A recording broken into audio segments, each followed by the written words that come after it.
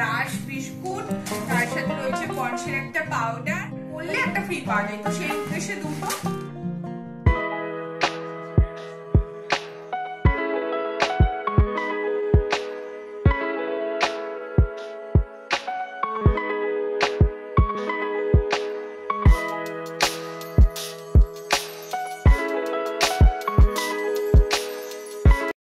Hello everyone, সন্দিতাস ডায়েরির নতুন and fresh আরো একটা ব্লগে তোমাদের সবাইকে খুব ওয়েলকাম।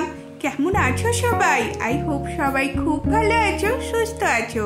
আমরাও সিকিমের যে জায়গায় থাকি সেখান থেকে আমরাও ভালো আছি। আজ সানডে না, ওয়ার্কিং ডে, সেই জন্যই কিন্তু সকাল সকাল একদম রান্না বান্না কিচেন দিয়েই ব্লগটা স্টার্ট করলাম। সন্দীপন সকালে বেরোবে অফিস, সেই জন্য ব্রেকফাস্টের জন্য রুটিও হচ্ছিল আর লাঞ্চেরও প্রিপারেশন হচ্ছিল। ব্রেকফাস্টে ওকে ডাল আর রুটি তার সাথে শসা দিয়ে দেওয়ার পরে আমি ওর লাঞ্চ বক্সটা গুছিয়ে নিচ্ছিলাম। আজকে লাঞ্চে হয়েছে আলু গাজর দিয়ে ঘন করে মুগের ডাল, ভাত, ডিম ফাটিয়ে আলু দিয়ে তার ঝাল আর শসা। সবসময় গোটা ডিম কারি আকারে খেতে একদম ভালো লাগে না, তাই ডিমের মামলেটটা অনেক দিনের পর কিন্তু বানালাম। লাঞ্চ বক্স নিয়ে সন্দীপন বেরোলো অফিসের জন্য। বাইরে ব্যালকনি থেকে আমি লক্ষ্য করছিলাম মেঘলা ঘন ঘটা হয়ে রয়েছে ওয়েদার। পাহাড়ের দেখা তো একদমই পাওয়া যাচ্ছে না। দূরে পাখিগুলো একটু খেলা করছিল, ওটা লক্ষ্য করতে করতে আজকের রাস্তা বেশ ফাঁকা দেখলাম। সন্দীপন অফিসের বাস পেয়ে গেল টাটা দিয়ে। আমি রুমে ফেরার আগে লক্ষ্য করলাম একটুখানি পাহাড় উঁকি মেরেছে। এইসব দেখে রুমে ফিরে এইবার আমি প্রথমে পর্দাটা সরিয়ে দিলাম। আর এই ফ্যানটা কিন্তু নতুন নিয়েছি, মিনি ব্লগে তোমাদের সাথে তো আগেই শেয়ার করেছি। প্রথমেই ফ্রেশ হয়ে ব্রেকফাস্টটা করে নিচ্ছিলাম। খাওয়া দাওয়ার পরে ভাবলাম একবারে কাজকর্মে নামবো। প্রথমে কিন্তু বিছানাটা গুছিয়ে নিলাম। বিছানাটা অগোছালো থাকলে না ঘরটা সব থেকে বেশি অগোছালো নোংরা বলে মনে হয়। বিছানাটা গুছিয়ে নেওয়ার পর এলাম আমি কিচেনে। পড়েছিল অনেক বাসন, সমস্তটা ধুয়ে নেওয়ার পরে কিন্তু মান্থলি গ্রসারি এসে গিয়েছিল। চলো কি কি নিয়েছিলাম শেয়ার করি তোমাদের সাথে। মান্থলি গ্রসারি সিকিমে অনলাইন থেকেই নিই, মিনি ব্লগে তো সেটা তোমাদের বারবারই শেয়ার করেছি। ফ্লিপকার্ট গ্রসারি থেকেই নিই, এতে অনেকটা টাকা সেভ হয়। এই মাসে যে মান্থলি গ্রসারি অর্ডার করেছিলাম সেগুলো এসে গেছে। চলো তোমাদের দেখিয়ে নিই এই মাসে মান্থলি গ্রসারিতে কি কি অর্ডার করেছিলাম। প্রথমে 5 কিলো আটা ফরচুনের অর্ডার করেছিলাম, একটা কমফোর্ট, তার সাথে একটা রাশ বিস্কুট, তার সাথে রয়েছে পন্সের একটা পাউডার, আর রয়েছে চিনির 2টো প্যাকেট। এর মধ্যে একটা কিন্তু একটা ফিক্সড অ্যামাউন্ট ওখানে আছে, সেটা অর্ডার করলে একটা ফ্রি পাওয়া যায়, তো সেই উদ্দেশ্যে 2টো। আর আমুলের দুধ অর্ডার করেছিলাম, এটা 200 ml করে। এগুলো বাড়িতে রাখলে কিন্তু সুবিধা, যখন তখন ইউজ করা যায়। আর এটা প্যাকেজিংটাও বেশ সুন্দরভাবে এসেছে। তার সাথে অর্ডার করেছি একটা ভিম সাবান আর একটা কর্নফ্লাওয়ার, আর এইটা রয়েছে টুথপেস্ট। এটা 3টে কম্বোতে পেয়েছি। আর 2টো সাদা রিফাইন অয়েল আর 2টো সর্ষের তেল। তার সাথে রয়েছে আগরবাতি। এই আগরবাতিগুলো কিন্তু বেশ ভালো, আগের আমার ব্লগগুলোতে তোমরা তো দেখেইছো এটা। তার সাথে রয়েছে মেথির পাউচ কটা অর্ডার করেছিলাম, আর একটা সয়া সস অর্ডার করেছি, আর অর্ডার করেছি একটা গোলাপ জল আমার জন্য।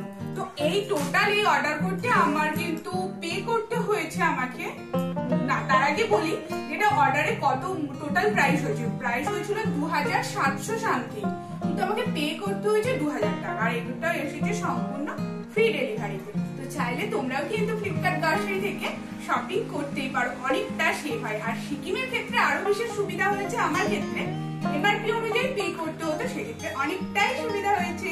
তো পুরো ব্লগটা এবার তোমরা দেখতে থাকো।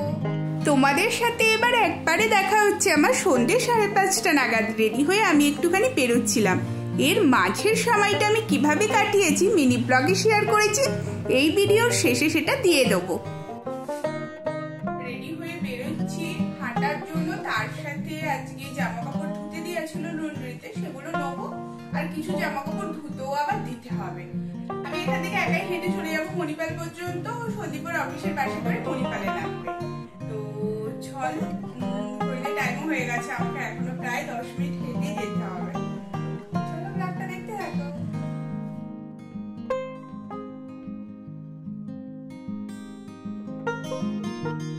জামা কাপড় সমস্তটা লন্ড্রিতে দিয়ে এরপরে ফেরার সময় চিকেন নিয়ে আমরা ফিরেছিলাম।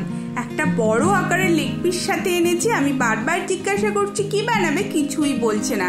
ম্যাগনেটের জন্য আমাকে যা যা দিতে বললো সেটা দেওয়ার পরে আমি আটাটা মেখে রাখছিলাম। রাত্রিবেলা রুটিই হবে, চিকেন দিয়ে রুটি খেতেই ভালো লাগে। বর্ষাকালে ভাত বা রাত্রিবেলা ভাত দুজনে আমরা সেরকম একটা কেউই পছন্দ করি না। চিকেনের যা প্রিপারেশন বানাবে আমায় তো কিছুই বলছে না, কিন্তু যা যা জিনিস লাগবে ও বললো সেটা রেডি করে আমি কিন্তু আটাটা মেখে রাখছিলাম। এইভাবে কিন্তু এই র্যাকটার ওপরে মাখলে খুব ইজিলি কিন্তু আটাটা আমার মাখা হয়ে যায়। চিকেনের জন্য আদা রসুন পেঁয়াজ, তাছাড়া চিকেনটাকে আবার কিমা আকারেও একটুখানি কাটিয়ে আনা হয়েছে, এটা রাতে রুটির সাথে হবে।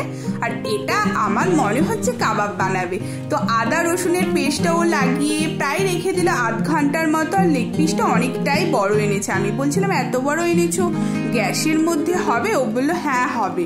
তো আধ ঘন্টা রাখার পরে কুকারের মধ্যে বাটার দিয়ে ওই ম্যাগনেট করা লেগ পিসটাকে ও দিয়ে দিল, তারপরে দিল ওপর থেকে একটুখানি গোলাপ জল, আর কুকারের মুখে ওপরের টুপিটা খুলে দিল। আর বারবারও চেক করছিল যে মানে স্টিমটা নিয়ে নিচ্ছে কিনা, ওটা নিলে কিন্তু হবে না। এইভাবে ও আধ ঘন্টা রেখে দিয়েছিল। যখন বার করলো তখন গায়ে কিন্তু এরকম পোড়া পোড়া একটা ভাব হয়ে গেছিল। এইবার রুটি শেখার যে জাল হয় ওর মধ্যেই কিন্তু এইভাবে লেগ পিসটা রেখে ও গ্যাসটা জ্বালিয়ে হালকাভাবে পোড়াচ্ছিল এপিট ওপিট করে, আর হালকা হালকা ওপর থেকে একটু বাটার গার্নিশ করে দিচ্ছিল। এত কিছু পদ্ধতি তোমাদের সাথে শেয়ার করলাম, মেন কথাটাই তো তোমাদের বলা হয়নি। এই চিকেন কাবাবটা বাড়িতে ফার্স্ট টাইম ট্রাই করলো সন্দীপন, তবে এটা বলতেই হয় প্রথমবার ট্রাইয়ের ক্ষেত্রেও কিন্তু বেশ টেস্টি, দারুণ ভালো হয়েছে। তোমরা কিন্তু ঘরোয়া পদ্ধতিতে এইরকম কাবাব বাড়িতে বানিয়ে দেখতেই পারো, আশা করছি তোমাদের খুব ভালো লাগবে। যে কোনো খাবার জিনিসকে যদি একটু সুন্দরভাবে প্লেটিং করা যায় তাহলে সেটা তো চার চাঁদ লেগে যায় একদম। একটুখানি পেঁয়াজ কুচি আর ওপর থেকে একটা কাঁচা লঙ্কা চিড়ে, আর এইদিকে দিয়েছি গ্রিন চিলি সস, দুর্দান্ত খেতে আর দুর্দান্ত প্লেটিংও হয়েছিল।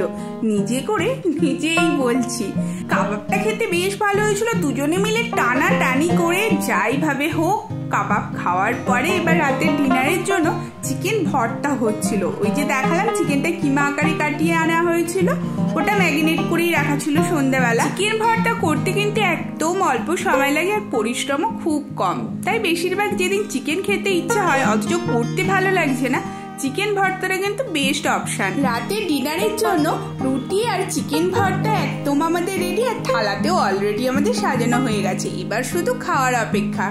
এর মধ্য দিয়ে কিন্তু ব্লগটা আজকে শেষ করছি, আবার নতুন একটা ব্লগে তোমাদের সাথে দেখা হবে। কেমন লাগলো ব্লগটা কমেন্টে জানাবে। নতুন বন্ধু হলে রিকোয়েস্ট করবো সাবস্ক্রাইব করে আমার পাশে থাকার জন্য। আরও যদি কিছু ভিডিও দেখতে চাও সেটাও কমেন্ট করে তোমরা জানাতে পারো। সবাই ভালো থেকো, সুস্থ থেকো। নতুন আবার একটা ব্লগে দেখা হচ্ছে তোমাদের সাথে। টাটা।